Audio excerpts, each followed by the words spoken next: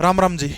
आजकल आप मीडिया में देख रहे हैं, एक बाबा हैं, मध्य प्रदेश के छतरपुर जिले के गांव से आते हैं। आजकल चर्चा में है, सामने वाले व्यक्ति की बात जो हम मन की बात जानकर के एक पर्चे के ऊपर लिखने का काम करते हैं। अब आपके मन में सवाल होगा कि बाबा को कैसे पता चल जाता आज के साइंस के युग में कि कोई बंदा सामने है, वो कहां से आया है, क्या काम करता है, क्या तकलीफ है, बाबा वो मन की बात कैसे जान सकते हैं। दरअसल ये सिद्धियां होती हैं, वो शक्तियां होती हैं जिनके कारण बाबा वो मन की बात जानते हैं। उन्हीं शक्तियों के बारे में, उन्हीं सिद्धियों के बारे में बात करूंगा। अब ये बाबा जो है चर्चा में क्यों आया, दरअसल महाराष्ट्र का एक नागपुर पड़ता है, आपको पता है, जहां पर राष्ट्रीय स्वयंसेवक संघ का मुख्यालय, वहां पर वो कथा वाचन के लिए गए थे।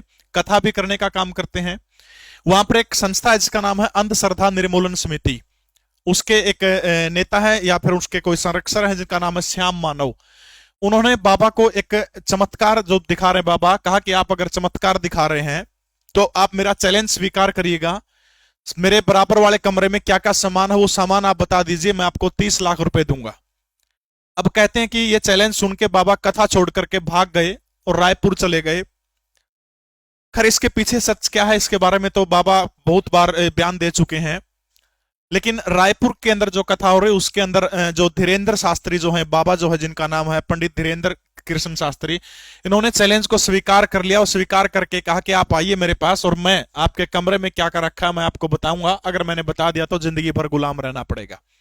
अब श्याम मानव वहां पर नहीं आए। अब आपके मन में सवाल होगा कि क्या बाबा ये बता देते कि साइड वाले कमरे में क्या रखा है। अगर आप मुझसे पूछें तो बिल्कुल आसान सी भाषा में कहूंगा, हाँ वो बता सकते थे। और ये बेहद आसान काम था उनके लिए, बेहद आसान काम है, चुटकियों में बता देते वो। कौन है बाबा? मध्य प्रदेश के छतरपुर जिले के गढ़ा एक गांव पड़ता है। 5 साल पहले इस गांव को कोई नहीं जानता था। इस 27 साल के नौजवान पंडित धीरेन्द्र कृष्ण शास्त्री ने पूरे विश्व के अंदर इस गढ़ा गांव को जनाने का काम किया है।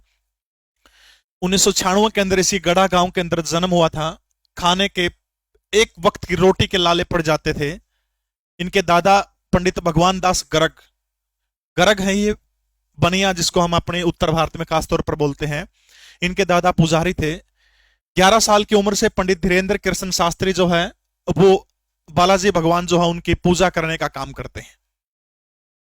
उनके हाथ में भगवान हनुमान की गदा रहती है, उसको घुमाते हैं, घुमाने के बाद में चमत्कार करते हैं। लेकिन आपके मन में एक सवाल होगा कि क्या वास्तव में चमत्कार करते हैं? क्या वो एक अंधविश्वास फैलाते हैं?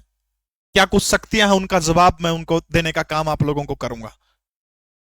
दरअसल रायपुर के अंदर नेशनल मीडिया के सामने, देश के बहुत सारे मीडिया चैनल थे, उनके सामने बाबा ने चैलेंज दिया कि श्याम मानव यहां पर आए, मैं आपका चैलेंज स्वीकार करता हूं। लेकिन वो नहीं आए।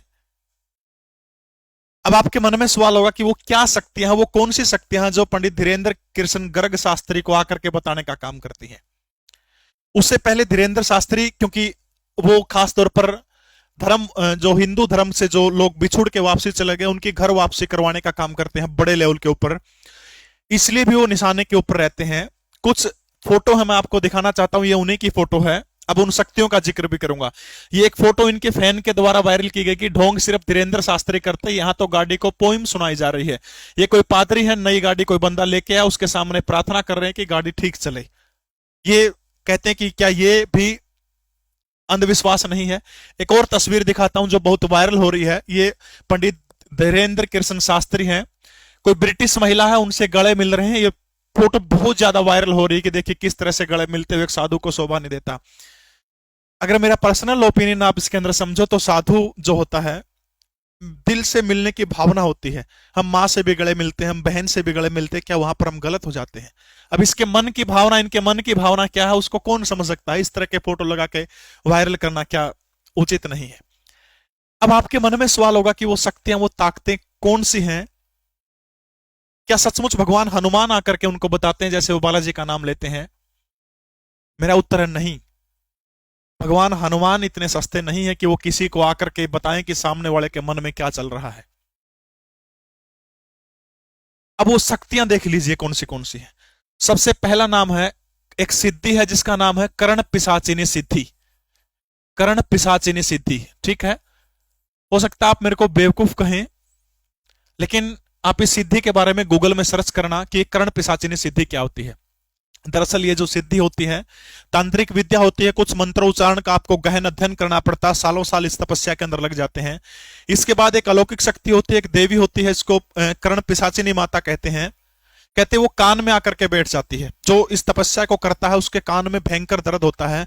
अगर आपको पूरी विधि जाननी है तो आप YouTube पर सर्च करिएगा कर्ण पिशाचिनी विधि, या फिर गूगल में सर्च करिएगा, पूरी आपको पूरा पता चल जाएगा कैसे कैसे इसकी विद्या करनी होती है। वो मैं उस चक्कर में नहीं पड़ना चाहता, मैं आपको सिर्फ बताना चाहता हूं कि पंडित धीरेन्द्र कृष्ण शास्त्री कैसे जानने का काम करते हैं। अब ये मंत्रोच्चारण से कठिन तपस्या होती है, उस कठिन तपस्या के मंत्रों के आह्वान से वो देवी आकर के कान में सब बताने का काम करती है कि सामने वाला कौन है, किस गांव से आया है, क्या काम करता है। अब एक और दिलचस्प मामला इसके अंदर, जब मैंने इसके बारे में अध्ययन किया तब पता लगा कि सामने वाले व्यक्ति के बारे में लाइव नहीं बता सकते कि ये कहां से आया, क्या कर रहा है, लिख के बताना पड़ता है। ये भी एक, नहीं तो अगर इस तरह का नियम अगर वो तोड़ेंगे, अगर सामने वाले के बारे में लाइव बता देंगे, कहते हैं कि ये देवी जो शक्तियां जो है ये कभी नहीं आती। अपने नवरात्रों के अंदर विद्याओं का जिक्र सुना होगा, 10 महाविद्याएं हैं। 10 महाविद्याओं में से एक 9वीं महाविद्या जिसका नाम है कर्ण मातंगी साधना। कर्ण मातंगी साधना, ये जो कर्ण मातंगी साधना जो है ये भी यही काम करती है। मां मातंगी जो है का काम क्या करती है, मां मातंगी जो साधक कर्ण मातंगी यंत्र होता है, किसका भी एक मंत्र उच्चारण के साथ में पूरी विधि आपको गूगल यूट्यूब पे मिल जाएगी कि कर्ण मातंगी साधना क्या होती है। अगर आपको मेरी बात पे यकीन नहीं हो रहा कि मैं अंधविश्वास फैला रहा हूं, आप गूगल करिएगा, इन दोनों विधियों के बारे में एक बार सर्च करिएगा, उसके बाद मेरी वीडियो पर कमेंट करिएगा, ठीक है। कर्ण मातंगी साधना के अंदर कान के अंदर आकर के कर्ण मां मातंगी बताने का काम करती है। सामने वाला व्यक्ति क्या करता है, इससे भूत भविष्य वर्तमान तीनों चीजों के बारे में पता चल जाता है। ये आप गूगल इनके बारे में कर सकते हैं। अब सबसे बड़ा सवाल है कि क्या पंडित धीरेन्द्र कृष्ण शास्त्री जो हैं, क्या उनके पास में भगवान हनुमान बताते हैं या फिर ये विद्याएं हैं उनके पास में, ज्योतिष की या फिर या कहिए सिद्धि की। ये दो ही महत्वपूर्ण विद्याएं हैं जिनके सहारे कोई व्यक्ति क्या जान सकता है कि भूत भविष्य वर्तमान सामने वाले व्यक्ति के बारे में बता देता है। दरअसल ये जो कर्ण पिशाचिनी साधना होती है बड़ी कठिन साधना होती है।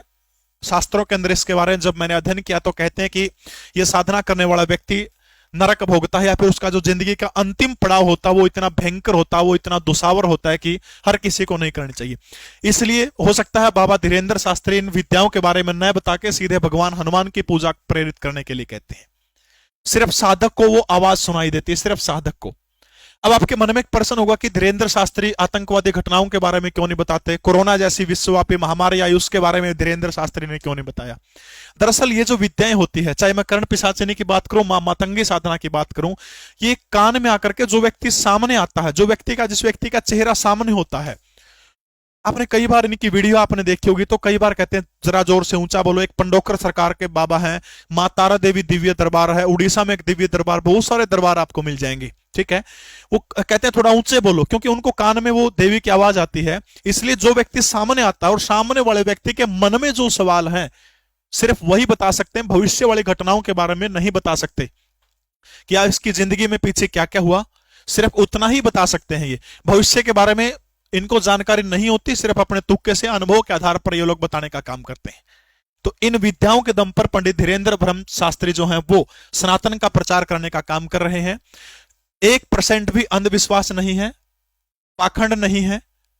हाँ, पहले गूगल करिएगा इनके बारे में, हो सकता है आप नहीं मानेंगे क्योंकि ये सिद्धियां बड़ी कठिन सिद्धियां हैं। कोई भी व्यक्ति इनको प्राप्त कर सकता है, बरसते इनके नियम आपको, जो नियम है वो नियम आपको उनके फॉलो करने पड़ेंगे। पूरी विधि आप गूगल यूट्यूब में सर्च करेंगे, आपको उसकी पूरी की पूरी विधि मिल जाएगी। अगर आप भी करना चाहते हैं तो ये विधि कर सकते हैं। भूत भविष्य वर्तमान की जानकारी, भूत की जानकारी पूरी की पूरी आपको हो जाएगी। ये गारंटी बहुत सारे लोग लेते हैं, आपको YouTube पे बहुत सारे लेक्चर इनके बारे में मिल जाएंगे। तो ये थे आज की कहानी पंडित धीरेन्द्र शास्त्री। आपको कहानी कैसी लगी कमेंट जरूर करिएगा। जय हिंद, भारत माता की जय।